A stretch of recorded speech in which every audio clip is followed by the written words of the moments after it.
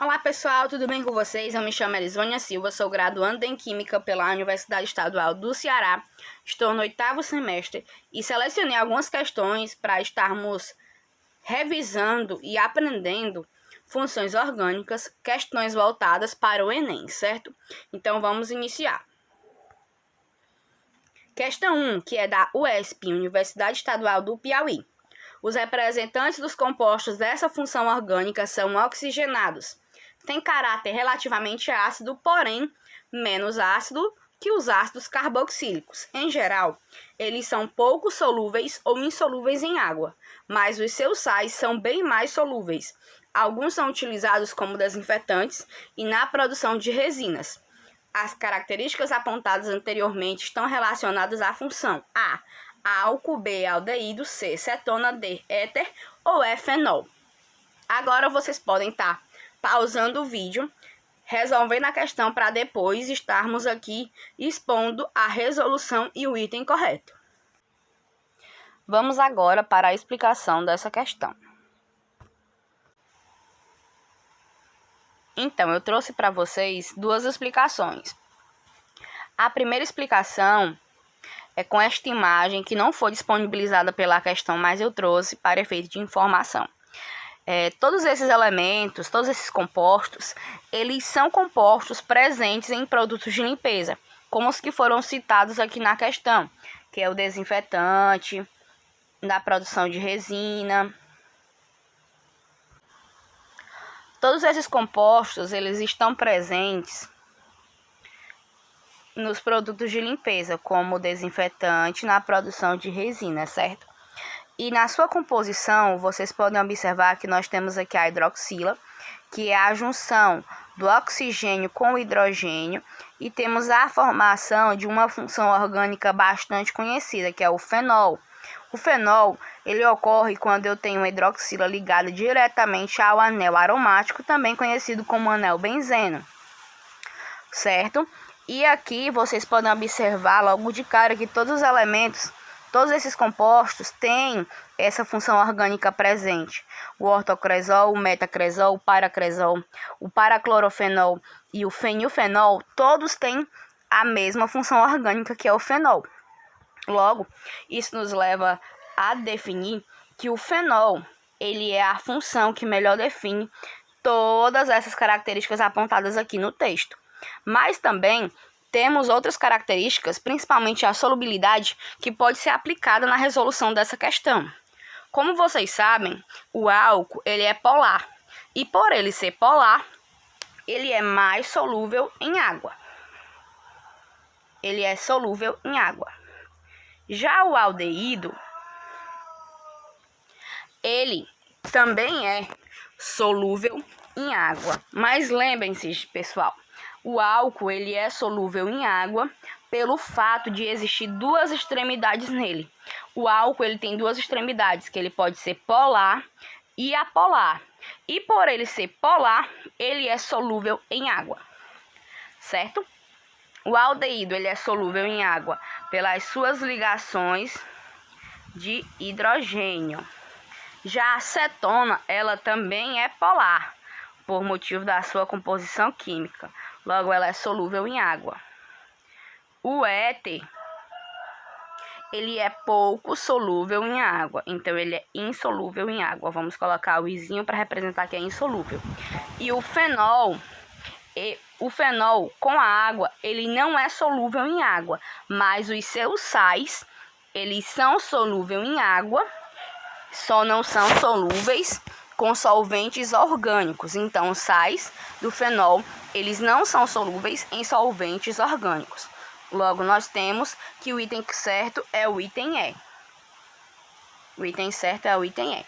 Agora, vamos para a segunda questão.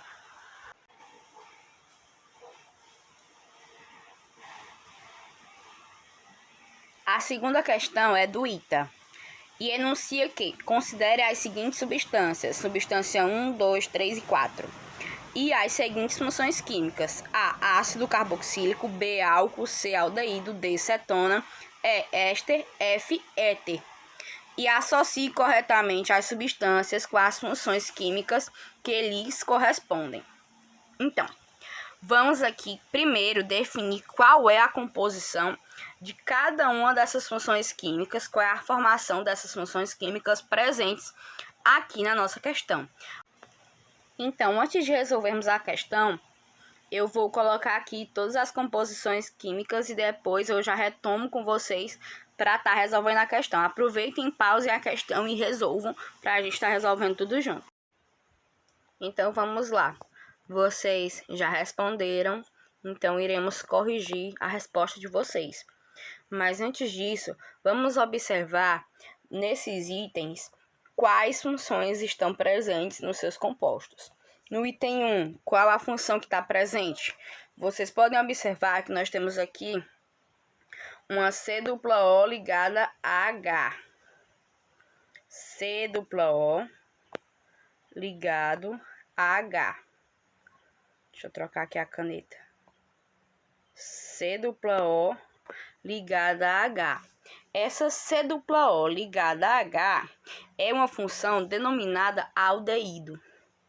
Já no item 2, nós temos que função? Nós temos uma função que predomina uma ligação dupla com o oxigênio entre dois radicais carbonos, entre dois átomos de carbono, que é a função cetona. C-O entre dois carbonos na cadeia carbônica. Já o 3, nós temos uma função que tem um oxigênio no meio entre dois átomos, duas moléculas de carbono. Logo, nós temos a função chamada éter. Já no composto 4, no item 4, nós temos uma função que é C-O ligado a O, que é a função éster. Existe uma grande diferença entre o éter e o éster. Vocês podem observar aqui que no éter, no finalzinho, é C ligado a O ligado a C, ou seja, eu tenho um oxigênio entre dois carbonos. E já o éster, eu tenho um carbono com uma ligação dupla com o oxigênio e esse mesmo carbono está ligado novamente a um outro oxigênio. Logo, o item certo é o item C. Espero que vocês tenham acertado. Agora, nós iremos para a questão 3. Questão 3, ela é oriunda da Escola de Farmácia e Odontologia de Alfenas, Minas Gerais, enuncia que as estruturas abaixo representam algumas substâncias usadas em protetores solares. A função que não está presente em nenhuma dessas estruturas é A, cetona, B, éter, C, éster, D, amina e E, álcool. Agora vocês podem pausar o vídeo e depois voltar para a gente ver se vocês acertaram, certo? Vamos utilizar aqui a técnica de eliminação. E o que consiste essa técnica, Elisônia? Nós iremos ver quais são os itens que não correspondem com os compostos que a função, que a questão pede.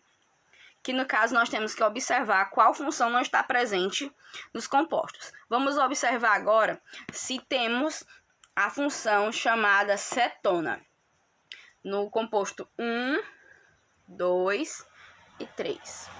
Nós temos a função cetona. A cetona, ela é expressa por uma ligação dupla com o oxigênio entre dois carbonos. E nós temos sim uma cetona aqui no composto 3.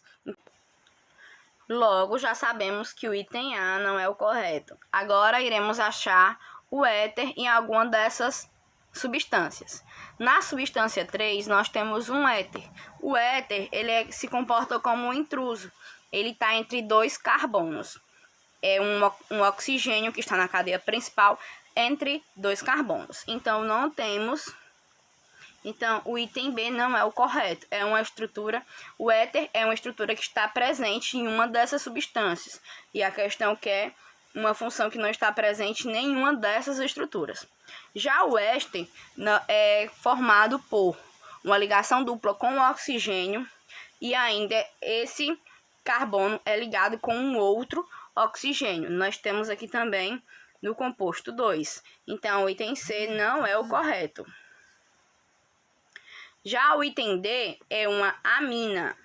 E nós temos, sim, uma amina. Aqui no composto 1, nós temos uma amina. Logo, o item certo não é o item D.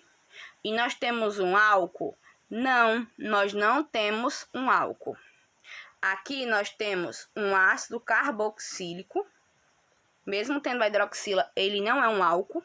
O álcool é quando ele está sozinho na cadeia principal e não está interligado com um anel aromático. Logo, aqui também não é um álcool.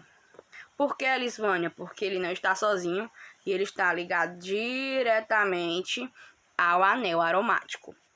Logo, o item correto, a função que não está presente em nenhuma dessas substâncias, é o item E. Agora iremos para a quarta questão. A questão 4 ela é oriunda do Enem, em 2013, e enuncia que o glifosato é um herbicida pertencente ao grupo químico das glicinas, classificado como não seletivo. Esse composto possui os grupos funcionais carboxilato, amino e fosfonato. A degradação do glifosato no solo é muito rápida e realizada por grande variedade de micro-organismos, que usam o produto como fonte de energia e fósforo. Os produtos da degradação são o amino, o ácido aminometilfosfônico, conhecido como AMPA, e o N-metilglicina, também conhecido como sascosina. A partir do texto e dos produtos da degradação apresentados, a estrutura química que representa o glifosato é. Agora vocês podem pausar o vídeo, que já eu retorno com a resolução junto com vocês.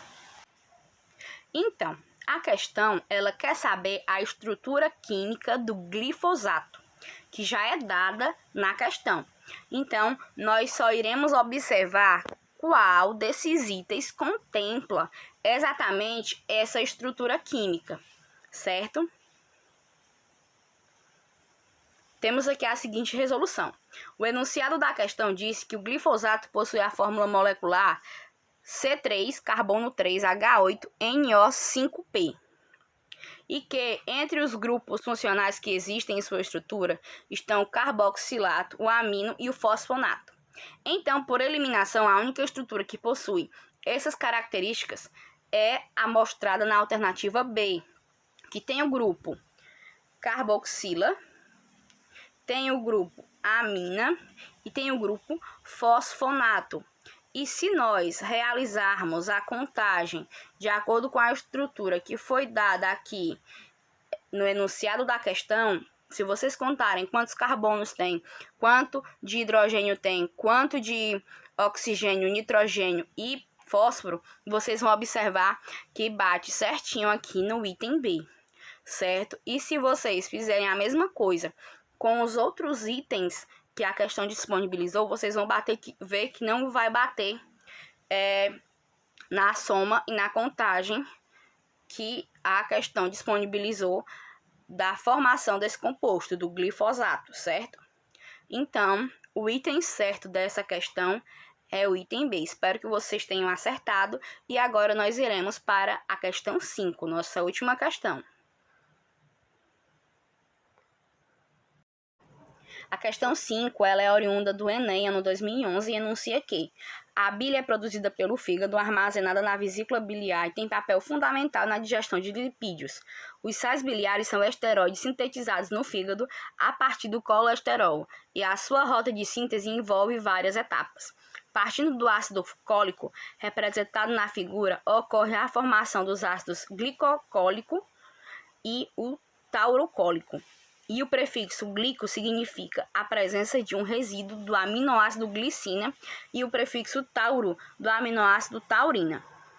A combinação entre o ácido cólico e a glicina ou taurina origina a função amida, formada pela reação entre o grupo amina desses aminoácidos e o grupo A, carboxila do ácido cólico, B, aldeído do ácido cólico, C, hidroxila do ácido cólico, D, cetona do ácido cólico, ou item E, éster do ácido cólico. Agora vocês podem pausar o vídeo, resolver a questão, que eu volto já já com a resolução e a amostragem do item certo. Vamos para a resolução. O grupo amida pode ser obtido entre dois compostos, um do grupo dos ácidos carboxílicos e outro do grupo das aminas. Então, a reação ocorre entre o grupo amina da glicina ou taurina com o grupo carboxila do ácido cólico, como fala a alternativa A. Agora, vamos ver um exemplo genérico. Vocês podem observar aqui que eu tenho um ácido carboxílico somado com uma amina e o resultado é uma amida. E nessa amida, eu tenho como compostos principais o C-O ligado ao radical, mais o amina que se transformou em amida. Logo, o item certo é o item A. É o ácido a carboxila do ácido cólico que vai reagir com a amina da glicinotaurina, formando o composto exposto na questão. Chegamos ao fim do nosso vídeo. Eu agradeço a todos vocês que me acompanharam até aqui. Obrigada a todos. Espero que vocês possam dar um feedback de vocês aqui nos comentários e que possam sugerir alternativas melhores para outros vídeos. Obrigado por tudo, pessoal, e até mais.